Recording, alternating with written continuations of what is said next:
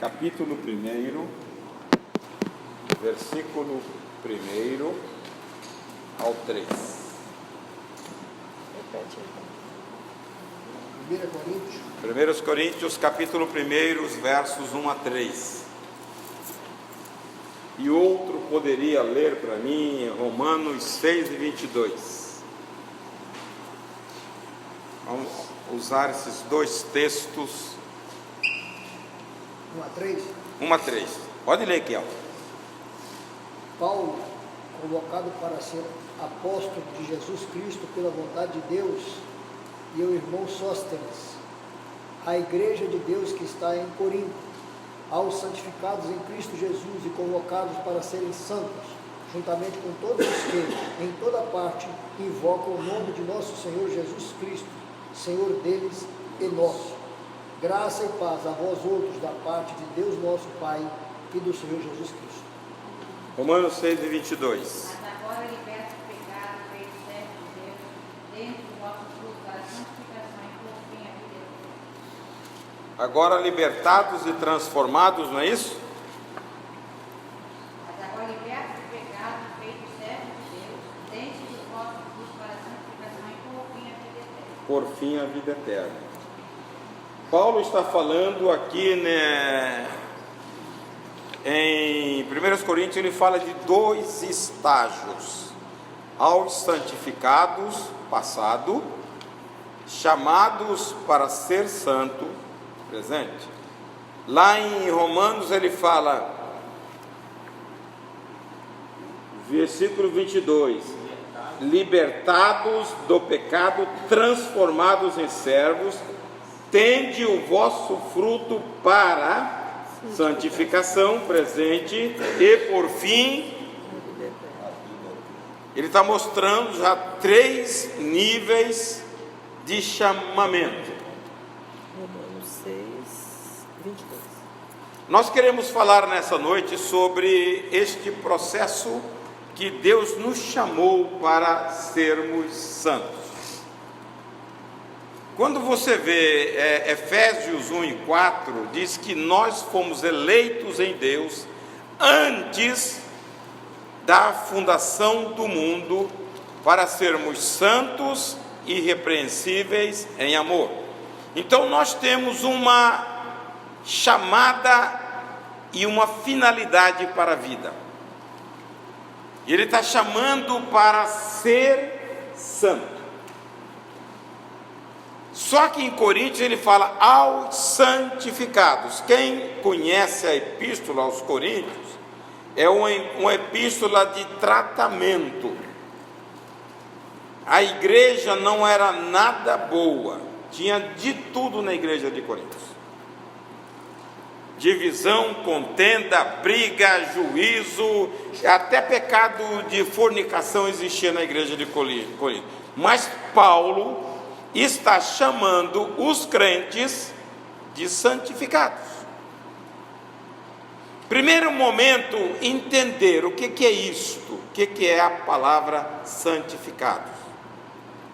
Se a gente não entender a finalidade, a gente vai perder. O que é? Separado, né? Separado.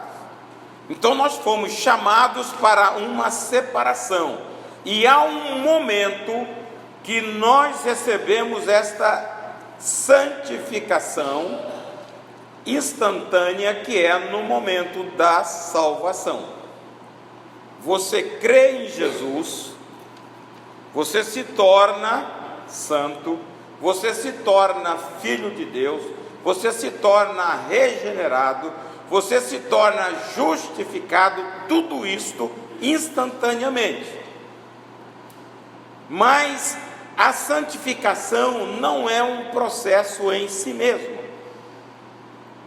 Você é chamado, você aos olhos de Deus é santo. O ladrão da cruz, quando aceitou Jesus, ele falou: Senhor, lembra-te de mim. E Jesus disse: você vai estar comigo hoje. Ele não passou por processo nenhum, mas porque ele creu, ele se tornou santo e teve direito aos céus. Mas na caminhada, o que Paulo está falando? Nós temos um processo passado, por obra da cruz de Cristo, e temos um processo contínuo, que é a santificação progressiva. Essa não tem fim. Enquanto nós estivermos aqui, nós temos que batalhar por esta santificação. Quanto mais você se aprimora na vida espiritual, mais você se torna separado do mundo e mais você parece com Jesus. Então a santificação é isso. Pedro diz: segundo aquele que vos chamou, está lá em 1 Pedro 1,15, sede santos, porque ele também é santo. Então, nós fomos chamados para esta caminhada de santidade. Pode. Mas, como é santo aquele que vos chamou, sede vós também santos em toda a vossa maneira de viver. Então, porquanto escrito está: sede santos, porque eu sou santo. Então, nós fomos chamados com esta finalidade.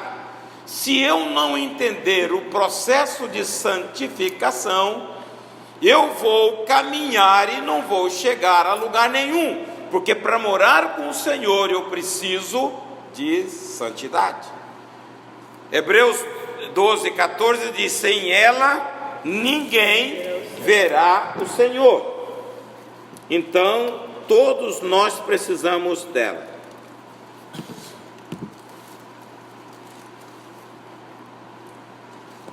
Então, ser santo, buscar a Deus separação para ser santo. E nós vemos que é um processo, irmãos, que nós devemos buscar continuamente. A santificação progressiva, Filipenses 1,6, aí dá a base, ele fala: aquele que começou a boa obra, ele vai aperfeiçoar até. Então, e que dia que é esse? Até o dia de Cristo. Então nós não temos limite, temos que buscar a perfeição. Paulo, no capítulo 3 de Filipenses, versículo 12, ele diz: não que eu seja perfeito, mas eu procuro o aperfeiçoamento. Então é uma busca que nós devemos ter. Quando você vai para 1 Tessalonicenses, vou falar da santidade final, até o dia de Cristo. Em Romanos capítulo 8, versículos, se não me engano, 19 a 22, diz que há uma certa expectativa. Vamos ver se é esse mesmo. É esse mesmo?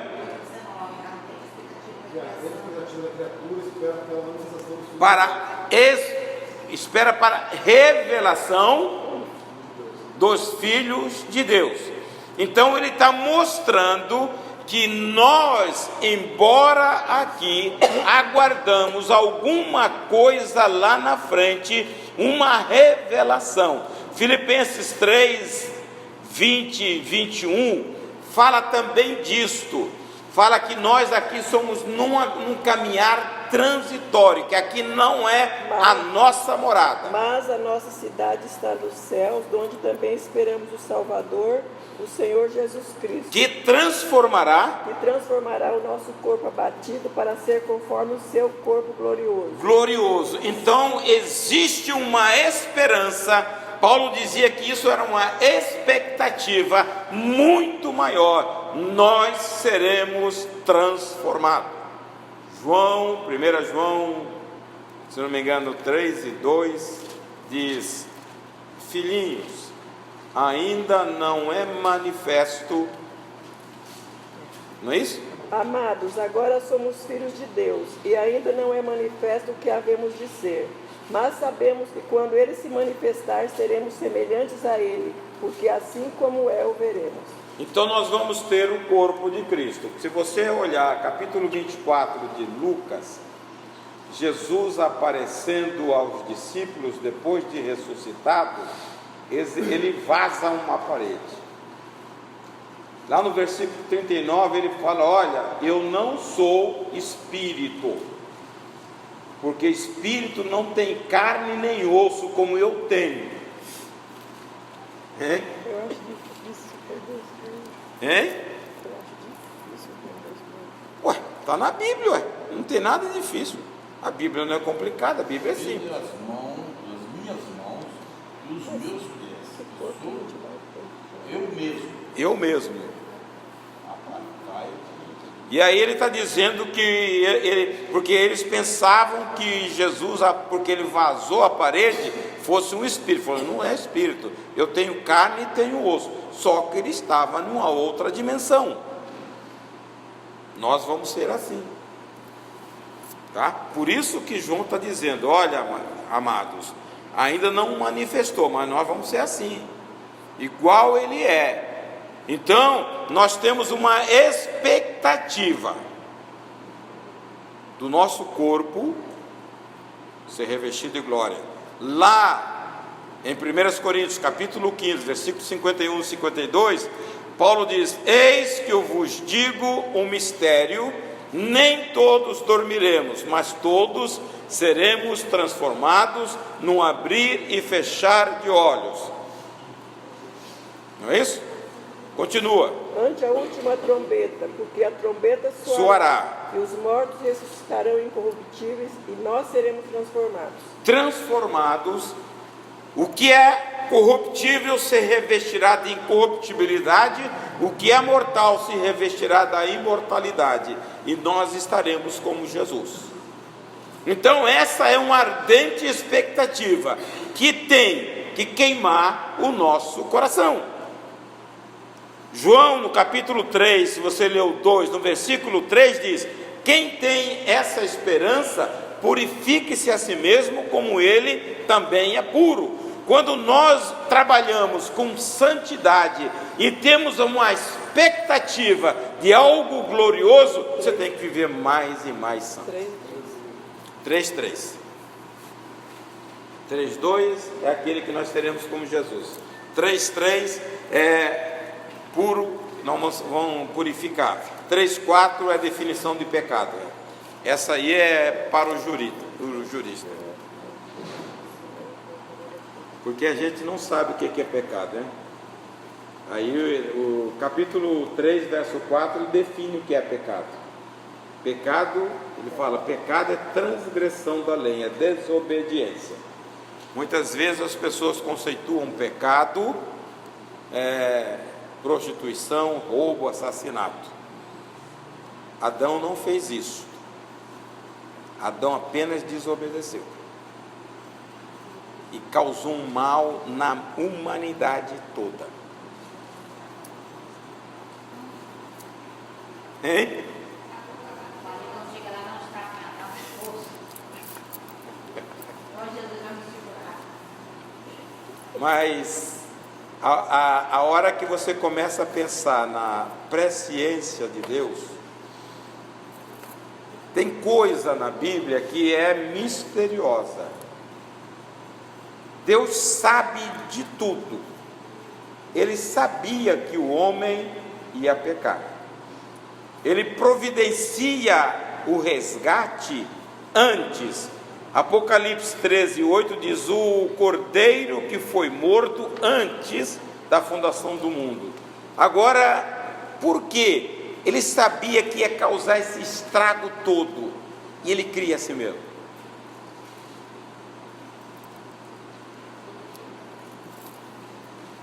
Tem hora que você fica... Ele queria ficar só. Mas a eternidade, você olha, Deus é infinito para lá e para cá. Ele vivia antes da criação, ele sempre existiu. Não estava só com as 3 pessoas? Por que para criar um bicho tão complicado como o homem? Isso aí pergunta para Jesus quando chegar lá. Hein? Isso aí pergunta para Jesus quando chegar lá. Não, mas tem hora que embanana a cabeça da gente, fica pensando nisso aqui. Aí eu começo a pensar, mas não é para desviar não. Por que Deus criou Lúcifer, sabendo que o bandido ia cair também. Eu quero chegar lá. Não, mas Ele criou a semelhança dele, foi. mas Então, ele sabe que é a minha semelhança. Caiu porque quis. Mas quando eu olho hoje o resultado disso tudo, tem mais gente indo para o céu e indo para o inferno.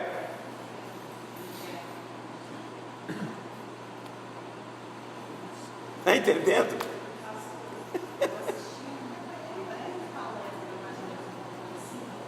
E aí ela fez essa pergunta. E o exemplo que você estava falando é o seguinte, que Deus não é um próprio caráter.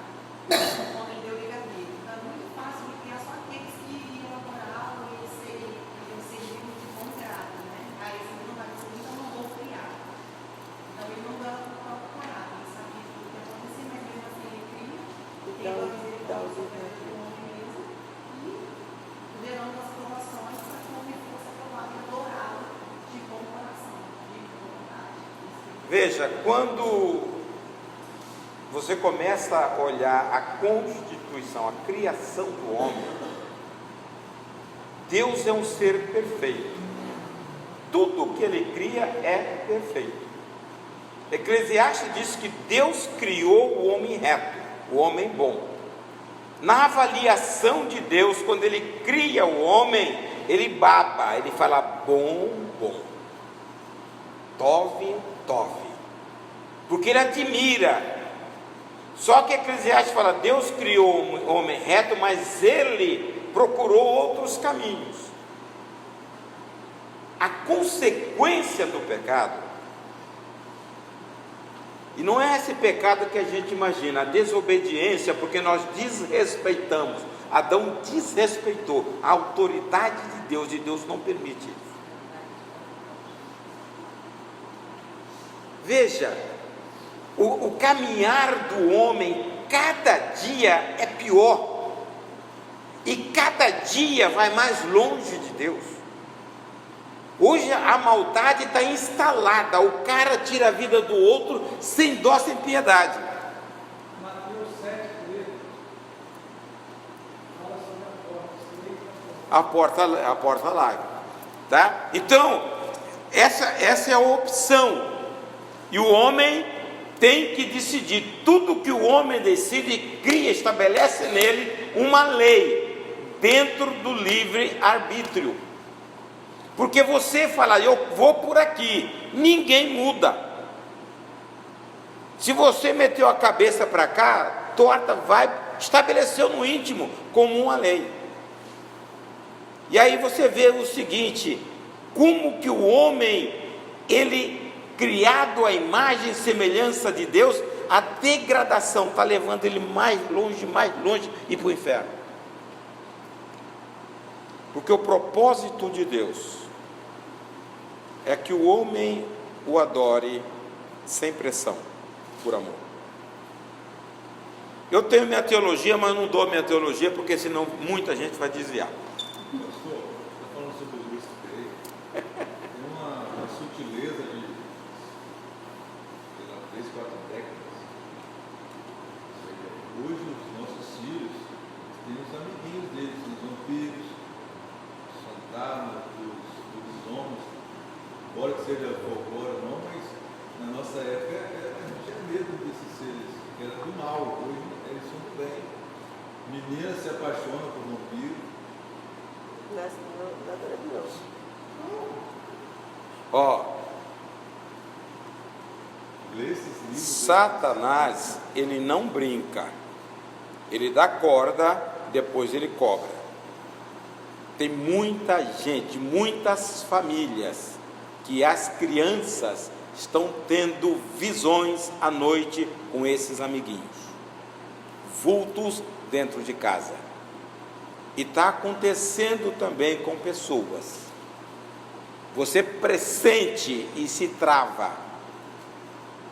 Um dia desse, um rapaz veio falar comigo que ele sentiu sentado na cama dele. Todas as vezes que você predispor a buscar o Senhor, você pode saber, o inimigo não quer. O que o inimigo quer? Que você leve aquela vidinha, sem compromisso com nada. Ele é o adversário.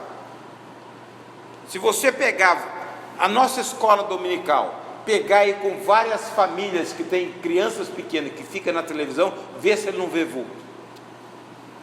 Eu conversei com uma, eu falei, você tem que orar, tá? Para libertar o quarto. Ele ataca as crianças com vontade. Muito.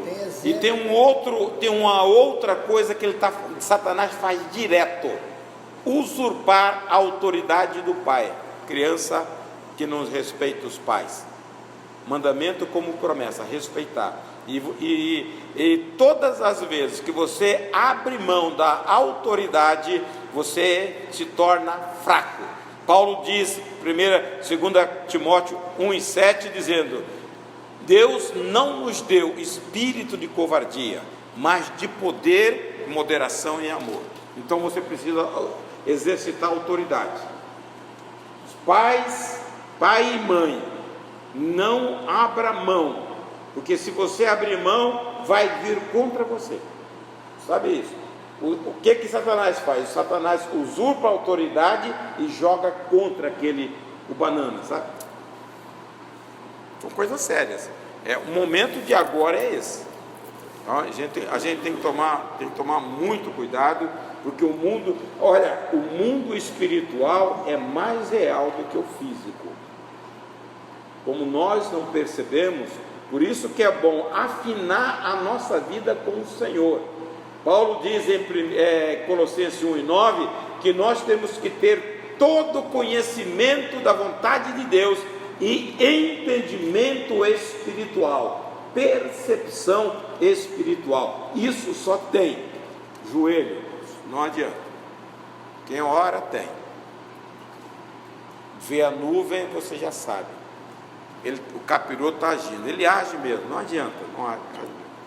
Mas se você tem esse afinamento aí, Hein? eu não vejo muito se a pessoa está ensinando aí com a vontade do Senhor, eu não vejo muito. Não vê. Mas, veja, mas pode ver. Eu li um livro de pessoas, de uma pessoa, a Eliane conhece. Há muito tempo, eu tenho esse livro até lá em casa. O pai de Helenai Cabral, ele era do sul.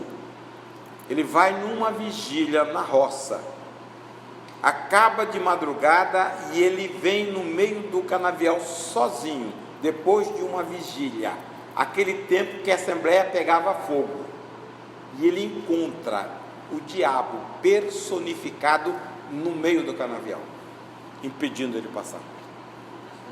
Se o senhor um espírito olhar, o que acontece aqui é muito espiritual. Se for da vontade de Deus, nos dá visões a respeito daquilo que Ele quer para administrar para as coisas quando Ele pode dar visões. Igual eu conheci esse senhor aí. Hein? Não. Você tem a autoridade de mandar embora, mas que ele vai. Tá? Hein? Eu estou falando de um pastor, o pai de Helenai Cabral, já está com o Senhor, mas Helenai está aí. Tá? Mas aí eu acho que a proposta é diferente, né? Se ele passa quem está com opressão, ele vai ver e não vai conseguir fazer nada. É a mesma coisa. Há momento que você está só meditando, orando, você pressente uma pessoa, você não vê, mas você pressente uma pessoa, mas você também, do outro lado, você pressente uma pessoa que pode não ser a do Espírito de Deus. É este que você tem que ter entendimento espiritual para você. Veja, se você acolher, se vai uma pessoa na sua casa e você acolhe de bom grado, ela vai ficar lá, camarada. E se você determina e expulsa, ele vai embora. Então, nós temos que ter a autoridade de Deus, que foi dada por Jesus. eis que vos dou poder para pisar serpentes e escorpiões e sobre toda força do mal. Então, o crente é investido de autoridade. Basta você saber usar. Isso aí. Isso aí. Já me aconteceu de, tipo, estar dormindo e ter a sensação de que alguém está tentando sufocar e eu não consegui falar. Nem o nome, nem Isso aí. nem repreender. Aí O, eu tive que usar a mente, repreender e é a pessoa que falou comigo foi exatamente isso. Nem poder, ficou prisioneira. E ela teve que na mente clamar. Isso não faz tempo não. Não tem um mês, irmão. Acontece. Hein? É afronta. Mas você tem que saber lidar com essas coisas. Nós temos o Deus Todo-Poderoso.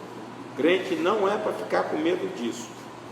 Vai em nome de Jesus. Em meu nome expulsarão demônio. Ninguém vai ficar na sua frente, porque você tem o poder de Deus. Então usa.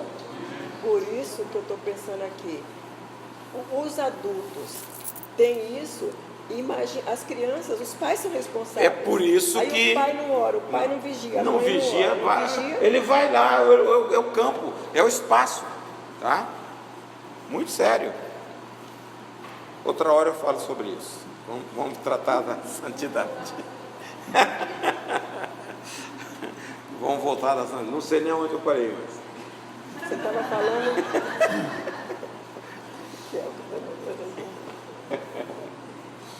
vamos tomar o fio da meada. Falei da santidade final, né?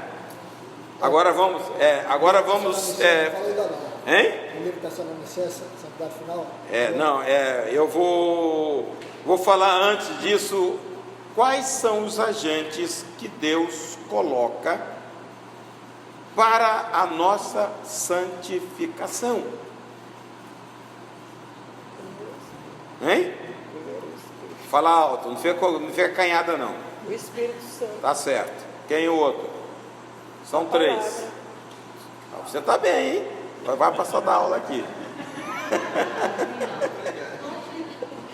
Eu estou falando, Deus nos coloca agentes que nos ajudam na santificação. E ela disse que o Espírito e a palavra. Tem o outro também. Oração. Não o sangue.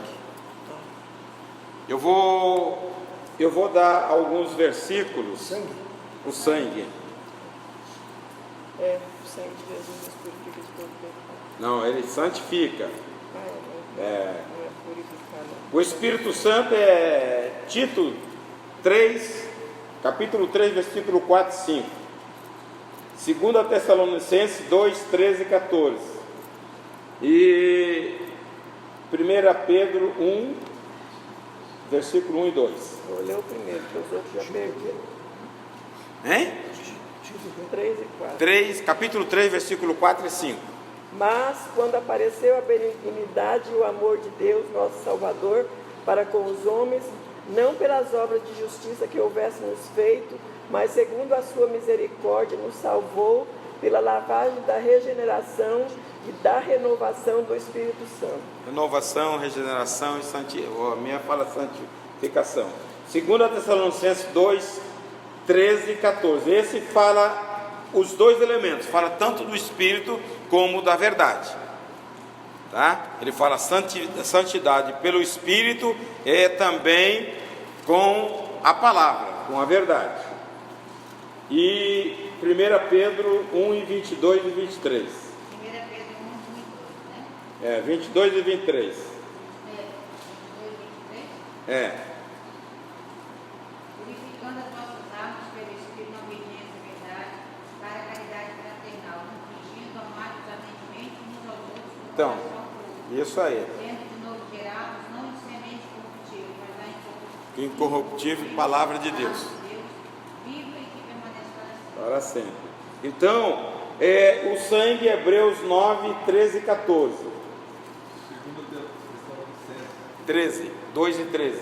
Mas nós devemos sempre dar graças a Deus por vocês, irmãos amados pelo Senhor, porque desde o princípio Deus os escolheu para serem salvos mediante a obra santificadora do Espírito e a fé Na verdade. Porque o que é verdade? A verdade é a palavra. Então aí você mostra os agentes. Hebreu 9, 13 e 14. Bem, irmãos, Porque se o sangue dos povos de vós e assim as maravilhas está vida sobre os irmãos santifica quanto a purificação da carne, quanto mais o sangue de Cristo pelo Espírito eterno se ofereceu a si mesmo, imaculado a Deus, purificar as vossas consciências. então ele está dizendo, se o sangue de boi santificava, quanto mais o sangue de Deus pelo Espírito eterno, de Cristo, tá? Sangue de Cristo não é o mesmo sangue de Deus? Não, mas a gente não fala nunca que Deus tem sangue. Fala que Jesus verteu o sangue na cruz do Calvário. A Bíblia não fala? Vou te dar um versículo, Atos 20, 28.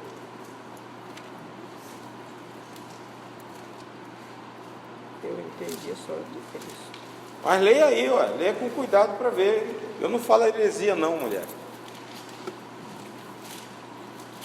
20? 20 e 28. Quem achou, leia.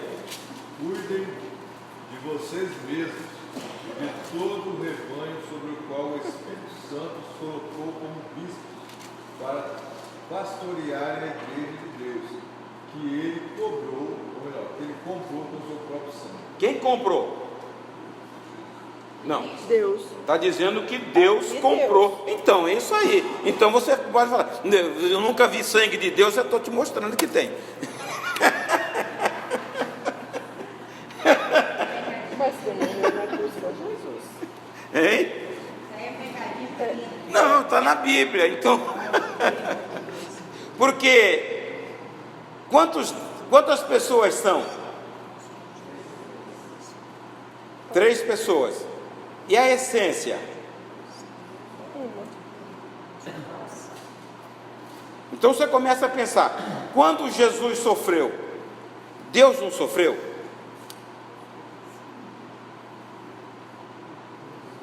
Porque eles são um. Então, quando você olha, a gente fala porque Jesus teve um trabalho especial, porque ele humanizou e se limitou à nossa condição. Mas a estrutura divina dele, do Pai, eu e o Pai somos um, não mudou. Vamos lá, Tessalonicenses 5 e 23. Primeiro. Aí você fez teologia? Você fez teologia? Está começando, porque para aluno de teologia eu não respondia, porque o segundo só tem 3 capítulos. Segundo Tessalonicenses quanto? Segundo Tessalonicenses quanto? A hora que eu falo 5, Tessalonicenses 5, você sabe que é o primeiro, porque o segundo só tem 3. Mas Tessalonicenses quanto? Não, mas quem estuda tem que saber. Quem estuda a Bíblia tem que saber esses detalhes. Tá? Muitas pessoas acham sem importância. Você fala assim, João 15, primeiro ou segundo? Tá? Esse é o Evangelho. É gritante. Porque a primeira João tem 5, segundo e terceiro tem 1. Então você tem que trabalhar a mente. Por isso que tem que trabalhar a palavra de Deus, saber quantos capítulos tem em cada livro. Eu não estou exigindo isso de vocês, mas vocês deveriam saber. 5:23. Eu sei todos os capítulos da Bíblia, quantos livros tem e quantos capítulos tem em cada livro. Um dia, hein? Eu fazia faculdade, tinha um livro que eu li e gostava muito, eu sabia mais ou menos por página que estava no assunto. De tanto estudar o livro. É isso aí. Então, 5:23 diz o seguinte, leiam aí para mim. O mesmo Deus de paz vos santifica em tudo, e todo o vosso espírito e alma e corpo sejam plenamente conservados e irrepreensíveis para a vinda do nosso Senhor Jesus Cristo. Paulo está falando de 3 elementos: espírito, alma e corpo. Há uma doutrina, tem pessoas que são dicotômicos. Eles pegam a parte externa e a parte interna.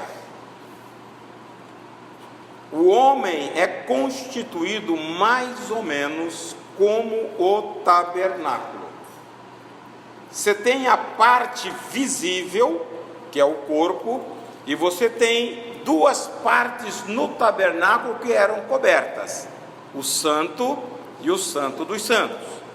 O homem tem o espírito e a alma, e há algumas denominações que acham que alma e espírito são a mesma coisa, e a Bíblia define nesse texto, tá, que não é.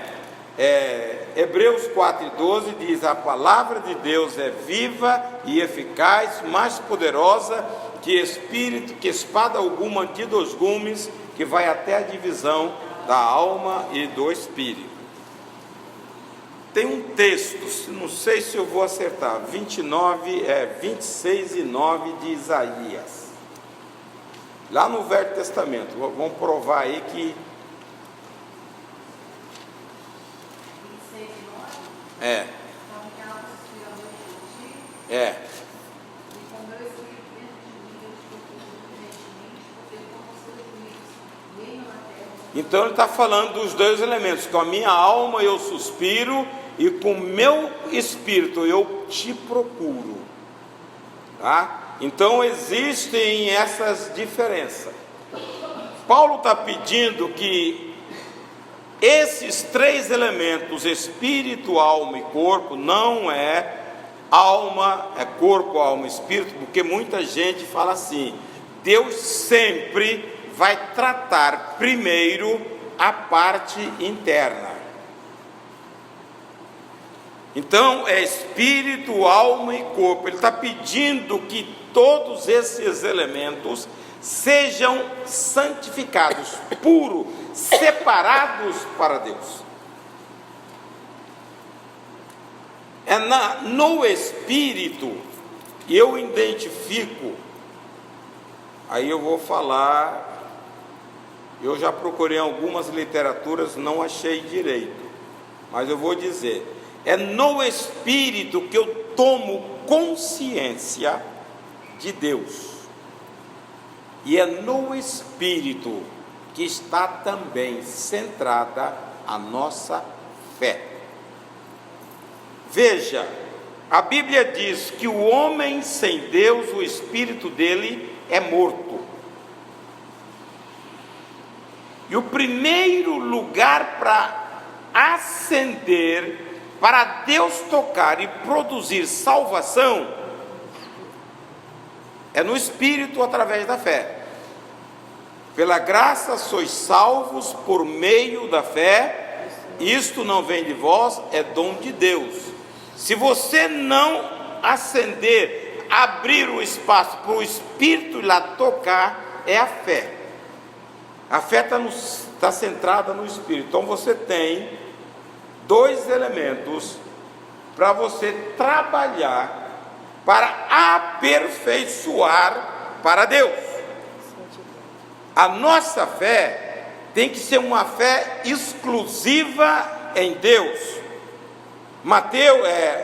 Marcos 11:22, Jesus disse: tende fé em Deus. Então a minha fé não pode ser uma fé mística. E nós somos muito visuais.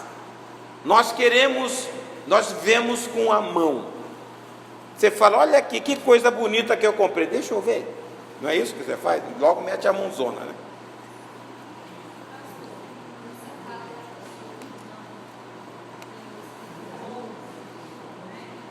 O não crente não tem.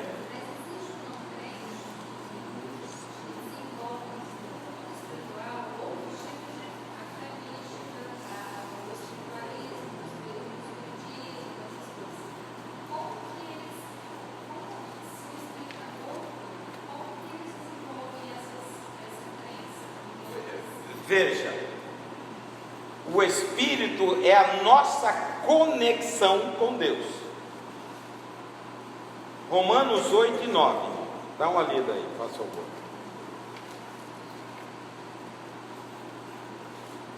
Olha o que Paulo diz aí. Romanos 8 e 9. Vós, porém, não estáis na carne, mas no Espírito, se é que o Espírito de Deus habita em vós. Mas se alguém não tem o Espírito de Cristo, esse tal não é dele.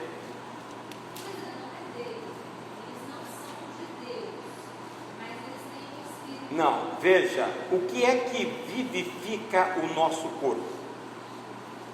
Aí eu vou falar, o Espírito. Leia Jó 33 e 4, se não me engano.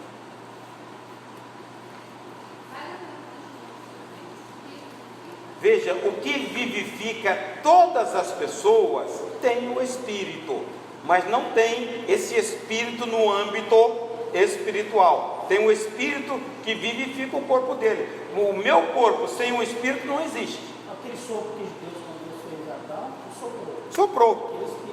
Então, mas só que por eu ser desobediente, esse Espírito está morto, está cego. Ele age na pessoa, ele vivifica, a pessoa desenvolve sabedoria, habilidade por causa do Espírito, mas não tem conexão com Deus. Quando fala morto, na verdade, entende Espiritualmente. Espiritualmente. Ele não tem vida em relação à vida. É a vida eterna. Então, veja, uma pessoa não crente, ela tem um espírito e a alma. Mas só que espiritualmente, ela está morta, está separada de Deus. Mas isso ela desenvolve habilidades que vêm na natureza. Você vê muitas pessoas que têm habilidades que se projetam aí, mas espiritualmente está morta. Não tem nada, porque a nossa conexão com Deus é através do Espírito, porque Deus é Espírito. Paulo está dizendo, se você não tem o Espírito, você não é dele. Se você não tiver o Espírito de Deus, você não é dele. Mas qual é a sua pergunta? Não, eu disse assim, que a pessoa que é crente, ela tem o Espírito mais voltado para outra fé. Não, pode ser, mas ele perante Deus está morto. Tá? Ele tem o Espírito, a pessoa tem o Espírito. Ela pode desenvolver crenças, porque Eclesiastes tem um versículo lá que coloca que Deus colocou no coração do homem a eternidade. Mesmo essas pessoas pagãs, elas têm uma ansiedade pelo desconhecido, pelo Deus. Quando você vê a história do Brasil, quando eles chegam aqui no Brasil, tem uns índios adorando o sol. Por quê? Por causa deste buraco que Deus colocou no coração do homem. Só que eles estão servindo de uma forma errada. É equivocado, isso aí. Ele está Desligado de Deus, ele não tem a vida de Deus, porque a vida eterna para nós, o Selmo falou terça-feira, é a vida de Deus em nós. Isso é vida eterna. Então, quando você aceita Jesus, você, no momento, você tem a capacidade de Deus, porque você mudou de estado. Você saiu da posição adâmica e se torna filho de Deus, e Deus passa a habitar com o Espírito Santo em você. Aí você passa a ter vida eterna. Aí entra isso que nós estamos falando, tem que desenvolver cada dia mais, mas você tem o fluir de Deus, o Espírito Santo mora. Eles não têm, eles têm o Espírito, mas não têm Deus. Tá? E eles procuram muitas vezes, por causa do buraco que Deus colocou no coração, eles procuram em muitas fontes. Aí está a origem da idolatria. Origem da idolatria, hoje, origem de todos os vícios, porque eles querem satisfazer esse buraco. Aí eles vão para a droga, vão para a bebida, vão para a sexualidade, porque eles têm uma ânsia. Momentaneamente, quando eles estão lá, eles têm aquilo aplacado. Quando chega em casa, o buraco aumenta. É isso aí. Porque, se não me engano, é 3:11 de Eclesiastes. Aí quando você recebe Cristo, aí é aquele versículo de Romanos 16, Isso aí, isso aí. Você passa, não recebeste o espírito de escravidão, mas de adoção, que clama, Abba, Pai. Romanos 8:15. Passagem de Nicodemos também. Nicodemos é necessário nascer de novo. Qual é aquela passagem de Isaías que fala do espiritual? Isaías 26:9. Então, quando nós tentamos purificar, eu vejo um grande perigo hoje, e eu atribuo isto, os falsos, porque João diz no capítulo 4, 1 João, ele diz, os falsos vão sair do meio de nós. Quando as pessoas estão colocando coisas para você visualizar, para ter fé, você está atrapalhando o seu espírito. No capítulo 7 de 2 Coríntios, versículo 1, Paulo diz, já que temos tais promessas, purifiquemo-nos de toda a imundícia, tanto no corpo quanto no espírito. Então eu não posso deixar nuvem cair sobre o meu espírito. Outra coisa é a consciência cauterizada. Paulo fala isso muito a Timóteo, capítulo 4 de 1 Timóteo, ele diz sobre consciência cauterizada. Nós temos um senso de valor na consciência do certo ou errado. Mesmo antes da lei, você vê esse senso brotar. José, quando estava na casa de Potifar, ele e a mulher, ninguém mais. O que ele disse para a mulher? Ele não iria pecar contra o seu Deus. Contra o seu Deus. Da onde, se não havia lei? Aonde não há lei, não há. Romanos diz, aonde não há lei, não há pecado. Mas ele tinha um senso do certo e errado. E ele estava só. Mas a integridade dele com o Senhor livrou ele de pecar. 400 anos depois que veio estabelecida a lei. Então, quando você vai no capítulo 2 de Romanos, não vou entrar nisso não, sobre o julgamento das pessoas que ouviram o Evangelho, das pessoas que morreram sem ouvir e das pessoas que passaram pela lei. Vão ter 3 julgamentos, um pela lei e o outro por esse senso. Paulo diz isso. Os que morreram sem lei serão julgados sem lei, pelo senso da consciência. Você está entendendo? Porque você não tem base, só quem conhece o coração é o Senhor, e Ele vai ponderar, porque Paulo diz em Romanos que todas as coisas do coração serão expostas. Então vamos, depois do Espírito vem alma. Ih, rapaz, já acabou, o tempo acabou. Hein? Capítulo 2, agora acho que versículo 22, se não me engano, ou 25. Procura aí, minha filha, isso aí é demais, hein? Aí é demais pro velhinho aqui. O negócio tá feio, tá falando velhinho. Mas eu acho que é 22. Ele falava que era jovem. Mas não é fácil não guardar, tem que ler, começar a ler mais para decorar mais. É? Ou ele fala, aqueles que morreram sem lei, pecaram sem lei, serão julgados nesse critério. Veja, a alma é o centro da nossa personalidade. Nela foi incrustado a imagem de Deus.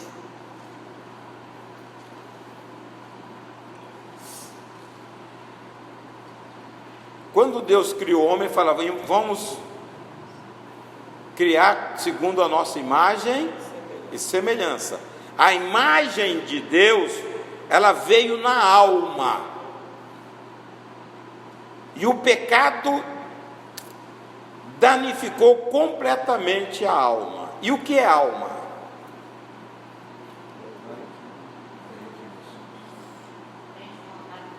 Mente, emoções e vontade. A Bíblia diz, Salmo 19:7 diz que a lei do Senhor é perfeita e restaura a alma. A alma nossa precisa de restauração. Agora, eu preciso identificar a minha alma, quais são os pontos fortes e os fracos, para submeter ao restaurar de Deus. Por que é difícil restaurar a alma? Porque quando você fala de alma, ela mexe com a situação comportamental. São hábitos que nós carregamos e que nós damos o valor, porque muitas vezes você faz isso desde pequeno. Quando você vai para a palavra de Deus, fala, não pode fazer, e aí? Mexe. Por isso que é difícil, é por isso que o crente ele não entra a fundo, porque nós temos o Espírito, nós temos a palavra, nós temos tudo para restaurar. Paulo diz isso lá no capítulo 3, versículo 10 de Colossenses, tá? Ele fala, vocês têm que revestir para restaurar a imagem conforme aquele que o criou. Deus deu Jesus a nós, para que nós restaurássemos a imagem. E o que era essa imagem? O homem foi criado bom, o homem era bom, o homem amava, o homem era justo. O homem hoje é todo atrapalhado, porque perdemos a imagem. E a gente não entende o que Jesus sofreu. Homem nenhum sofreu. Ele não só deu a redenção, ele mudou o estado da nossa natureza. Nós passamos a ter natureza divina. Se você não avança, porque tudo isso está condicionado a mim, sou eu que tenho que avançar. Leia aí 3:10 de Colossenses. E vos vestiste do novo. Vestir. Ele não está dizendo que Deus vai me vestir do novo. É você que tem que vestir. Que se renova para o conhecimento segundo a imagem daquele que o criou. Segundo a imagem daquele que quem nos criou? Deus. Então Jesus veio para restaurar a imagem, tá? Essa maldade que nós temos no coração, essa ira que está no coração, tudo isto Jesus veio para tirar. A gente não tira porque a gente não identifica e quer continuar assim. Restaurar a alma, você vai ter paz em abundância, você vai ter vida em abundância, você vai ter contentamento com tudo. Paulo estava na prisão, ele dizia, eu estou contente, passando fome ou tendo fartura. Hoje nós somos insatisfeitos, reclamamos de tudo e criticamos tudo, porque a nossa alma não está restaurada. Você tem tudo que Deus te deu e reclama, insatisfação. Então é esse contentamento, porque Jesus é suficiência nossa, Ele preenche todas as nossas necessidades. Só que nós estamos com coisas, nós temos que ter uma outra visão. Nós somos sobrenaturais, porque Jesus é sobrenatural. Quem está nessa dimensão desfruta de Deus. Está um plus à frente dos demais. Então, e a primeira coisa, eu vou acabar, irmãos. Se a alma é mente, emoções e vontade, eu preciso mudar a maneira de pensar. 4,17 de Mateus, quando Jesus começa o ministério, ele diz: arrependei-vos, porque o reino dos céus está próximo. A palavra ali é mudança de mente. Não adianta querer mudar emoções, não adianta se você não mudar a mente. E a mente, irmãos, eu vou dizer uma coisa que vai desanimar muita gente. Para mudar a mente, você tem que tomar uma decisão muito séria e passar um bom tempo meditando e memorizando a Bíblia, para você combater aquilo que vem na sua mente. Você não pega toda hora pensando aquilo que você não quer? A Bíblia diz que nós temos a mente de Cristo. Como fazer isso? Pensar nas coisas de Deus. Paulo diz em Colossenses 3, se você já ressuscitou, pense nas coisas de Deus, busque as coisas de Deus. Mas é isso que paira no seu pensamento? Não é. Então você tem que mergulhar. Um consolo para você: se você estiver disposto a passar alguns anos nessa batalha, você vai ser vencedor. Porque do jeito que você pensa, você sente. Você estabiliza as suas emoções quando você muda a sua maneira de pensar. Está entendendo? Hein? Assim ele é. Provérbios 23, 7. Então, restaura aquilo que João diz, né?